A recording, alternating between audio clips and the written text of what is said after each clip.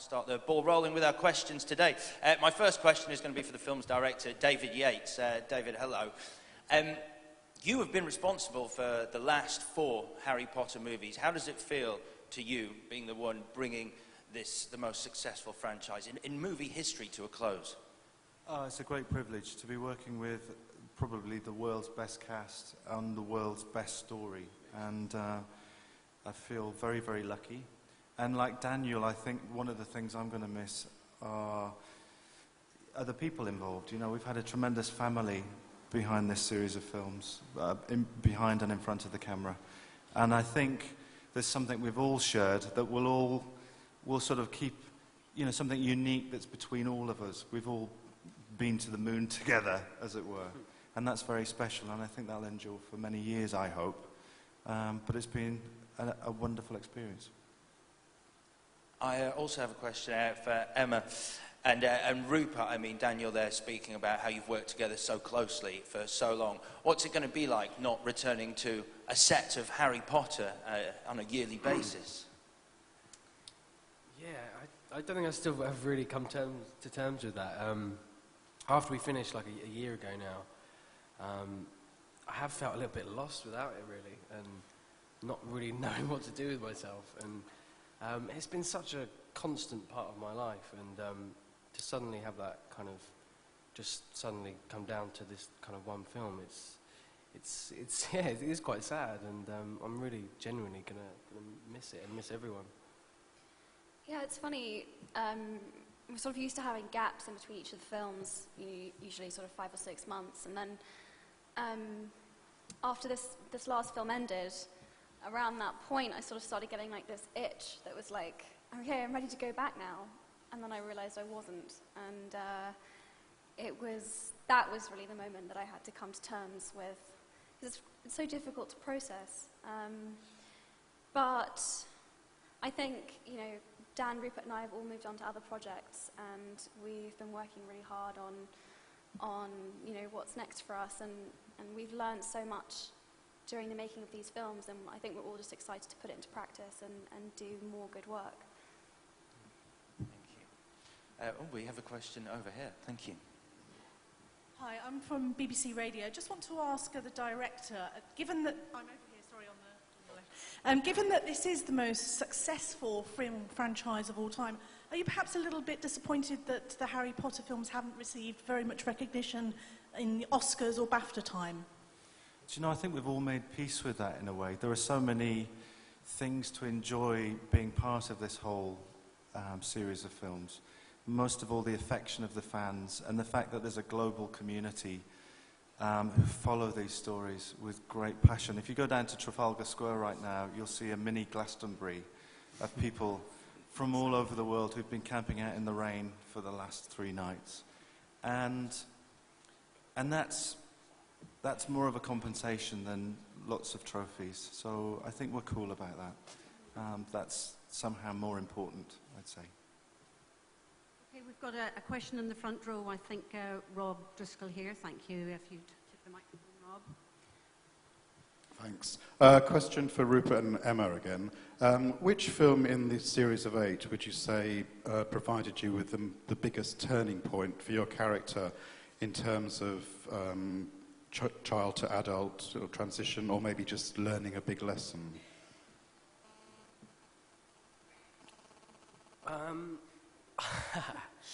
I think for me it was these last 2. I think part 1 was where I kind of found just, yeah, I mean, Ron has always been quite a complicated guy, I think, and in part 1 and part 2, and particularly part 1, I think we saw kind of a much more kind of insecure, kind of paranoia and this kind of jealousy and stuff, and yeah, I found kind of these 2 films, I found kind of Ron the most kind of interesting, really, and yeah, just I mean, in the previous films, kind of Ron's been this kind of loyal, just kind of scaredy cat, really. He's kind of screaming all the time, and yeah, so I'm really these 2 films. I think I've felt like I've had the most to kind of get my teeth into. Similar answer to Rupert. these last two films were the first time I found myself doing something that I really had never done before in my own life or had any way that I could relate to. So, for example, I have no idea what it's like to be tortured, and I have no idea what it's like, trying to play a 20 years older, and what it might be like to say goodbye to my children at a railway station, and just really found myself in positions that I sort of, I can't even imagine what this would be like. So found myself really, really stretched in the last two, and also physically. We did huge amounts of stunts and running around, and so that was a big learning curve for me. And I just wanted to add to the question that was asked to David before. I don't think there are, more. The Harry Potter fans and Harry Potter readers these books are just so loved, and the fans of these books were the most discerning critics. And the fact that they've really embraced the series that we made, and there are pretty much, no complaints. Everyone seems to really, love and think they're true to that. I just don't think there's any better reward than that we satisfied them. So.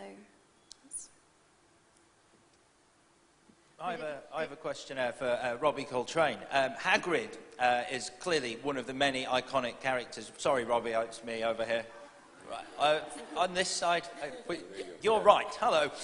What are you going to miss most about playing Hagrid and being part of these films? Oh my goodness. Well, the journey between being a man of 50 and 60 is very different from between 10 and 20. Can I just say that? The great thing about playing Hagrid, I guess, was that Hagrid was a thoroughly good man. And I think it's probably the first time in my entire career I've ever played a thoroughly good man. I played gangsters, prostitutes, transvestites, murderers, everything you can imagine. It's the first time I've ever played a man who was thoroughly good. And a thoroughly good man for 10 years. One of the characters that all the young people completely trusted. Totally trusted, because he was a good chap. So that was a bit of an eye-opener for me. You can imagine how much acting was required there. If you know me. I really enjoyed every minute of it, I have to say. And we were having a laugh the other day about School's Out Forever, that song. And some people think, well, school's out, that's fine, we can go and do what we like. There's also part of you that thinks, well, school's out and something strange and wonderful has kind of gone, to be honest. Am I being terribly sentimental? You're allowed to be. Gentlemen, if you could hold that mic just in the front row for the moment. There's a lady in the front row here, and then there's a couple of gentlemen in the middle we'll come to. Go ahead. Hi, I'm from the newspaper in Singapore. This question is for Emma. Could you compare the kiss you had with Ron and the one you had with Harry, Daniel Radcliffe, and would you have liked to kiss Tom Felton? Should have seen this one coming. Right, so this is really difficult. I've got to try and be diplomatic. Okay. Well, Dan isn't here, so maybe that makes it slightly easier. Well, obviously, kissing Dan, kissing Harry for that scene, it's a figment of Ron's imagination and the worst possible thing that he could ever imagine. So the kiss obviously had to be passionate. I was half naked and covered in silver paint, so that was pretty awkward. Kissing Rupert, also awkward. We'd just been soaked by an enormous bucket of water, which was sort of perched, which we had to pretend we didn't know was going to hit us, but we knew was coming, and that was also equally awkward and weird. So both strange situations to be in. Both were complete gentlemen, and it's obviously hard to put our personal history to one side, considering that we did grow up together, but I don't think they'll mind me saying that, you know, once you've done it sort of 4 or 5 times, it gets quite, like kissing gets quite boring, genuinely. So it definitely got easier. And yeah, that's it. And Tom, who's sitting right here. Thanks, Jason. His beautiful girlfriend is sitting in the left-hand corner of the room, so no, I don't think so. My 12-year-old self, absolutely, but my 21-year-old self, no. Darryl, could we have a question from you? And then there's a gentleman down here with the shirt. Go ahead. Question for David Heyman. When this project began so long ago and you were faced with putting 7 and in the end 8 films on, has it actually turned out better than you could have ever imagined? In the case that you've kept all the cast together, apart from Richard Harris, sadly. Has it been better than you could ever imagine? Well, when it began, I had no idea that 10 years on we'd be sitting having this conversation. So at that time it was just, we were making the first film, or when I read the first book, you know, I hoped to make a film, and in my mind, if I was lucky, it might be The Railway Children or Chitty Chitty Bang Bang. I had no idea that it would be what it's become, and in so many ways, it's been better than I could ever have imagined. The journey itself, as David talked about before, the family that was made, and the work that everybody did. It's been, you know, an amazing journey, and one that has been full of surprises, and that I don't think anybody could have expected to continue and end, frankly, in this way. Gentleman just here, thank you. Hi, I'm Jan from Belgium. I have a question for Emma. How much pressure is on you being a role model for so many children? You will always stay a little bit Hermione for them, I think. So how much pressure is on you to be the good girl? I think Hermione is such an incredible young woman, and sort of growing up alongside her definitely pushed me, and I think she made me a better person, and she made me work harder just as a result of sort of comparing myself literally with her every day. I feel so privileged to play her, to have got to be her. In terms of the role model thing, I think someone who I admire very much said to me recently, the cleanest way to live as a human being and as an artist is to be true to yourself and always honest, and that's the best way to live, and I will try to do that first and foremost, and then secondly, if that makes me, you know, a role model, then that's great, and it's very flattering. But yeah, it's been amazing, and I feel very lucky to have got to play her and be associated with her. So. I have a question for everyone of the cast and filmmakers. We will go down the line because that is probably easier and not as confusing. Your favourite line that your character ever said in any of the films that you starred in? I thought we'd start at this end with the wonderful Nick Moran. Hello, beautiful. That was it. That's the line that I signed. I did that when I get autographs. I creeped quite a lot of people out with that, and I was very, very pleased it stayed in the film. So, yes, that's mine. So creepy. Well, for me, it was probably one of the first lines that I uttered in the whole series of films, way back in number 1, as Professor Flitwick, Wingardium Leviosa. I think for me would be the one, and it's the one everyone wants me to do when I meet them. So. Yeah, I often hold little charms classes for little groups of fans, so we could do one now if you want. Do you want to do a charms class? You all have your wands with you? Yeah, good. We'll leave it there then. I don't have many lines, but one of them is... but I like it when she says, don't call me Nymphadora, and gets really angry at Mad Eye Moody, and my hair changing colour. I don't remember hardly anything I ever said in the whole movie. I'd say there's just one word that sums up my feelings of playing the character and trying to make a wand feel like an AK-47 for the whole series of films, which is ridiculous. And my other favourite line is boggart. Well, I didn't have any lines either, but I do remember thinking, well, this shouldn't be too difficult.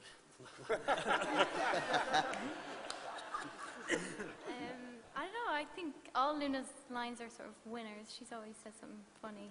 But I like "You're just as sane as I am," because it just gives no comfort at all to whoever she says it to.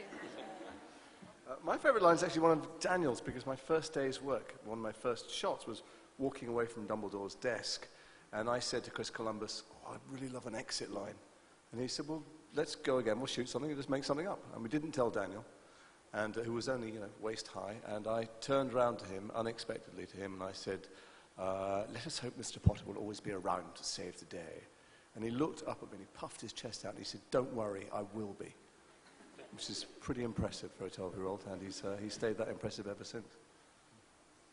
I think my favourite line that I got to say, which I haven't seen yet, so I hope it's still in, might be cut.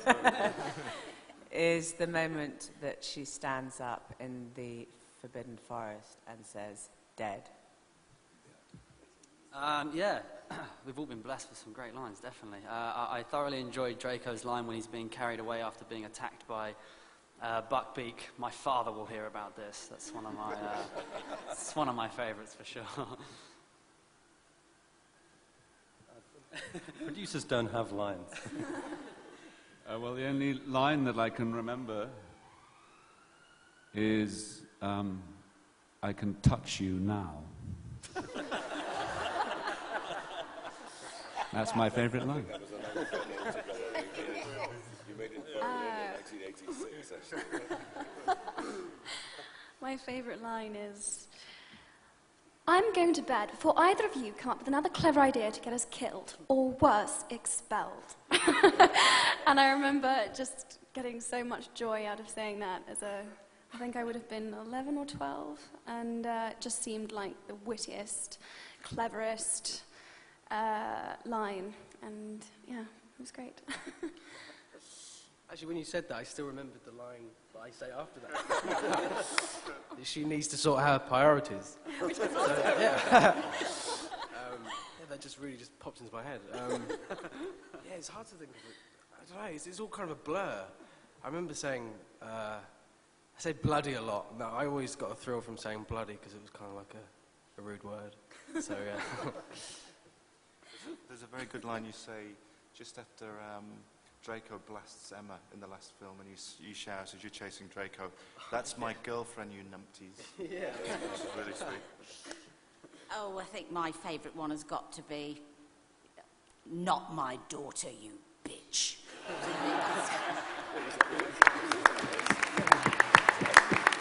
So incongruous. I couldn't believe Mrs. Weasley said it when I read it. I couldn't believe it, so it's fabulous to say. I guess my favourite was in Diagon Alley in the first one, saying, "You're Harry Potter.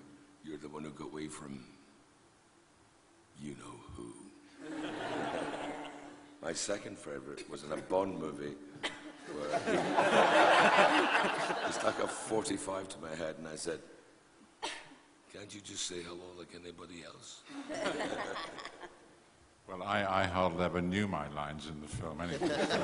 so but the ones I did remember. But the one you're going to see tomorrow, my favourite line is when I appear as a ghost on the station platform and I say, "Harry," and I felt like crying. That's my favourite line. How do I follow that? I think it was just a line that really, for 10 years, really summed up Neville, and it was in number 2, and it was just when he's hanging from the chandelier and he says, "Why is it always me?" I probably have to choose my first ever line that actually wasn't in the script and only happened on the platform 9 3/4 with "Good luck to Harry." That was the beginning, and I ended on the same set, the end of the journey, so it was a complete cycle. I've actually got two. The first one would be in the first movie when I sounded like I'd just swallowed a load of helium and said, honestly, woman, you call yourself our mother. So I remember being really excited because if I actually said that to my mum, I'd probably be ducking for a smack. So, and my second one would be mischief managed, which I think sums up the characters pretty well. I think my favourite line would be in Deathly Hallows Part 1 when Harry and Ginny are just kissing and George creeps right behind them and just goes, morning. It's probably the most uncomfortable moment, I think, for Harry to go through. Nat said she had no lines, and I've got fewer lines than Nat, so I don't know where that puts me. I had to say Mad Eye's dead, and that was my dad, so that was good fun.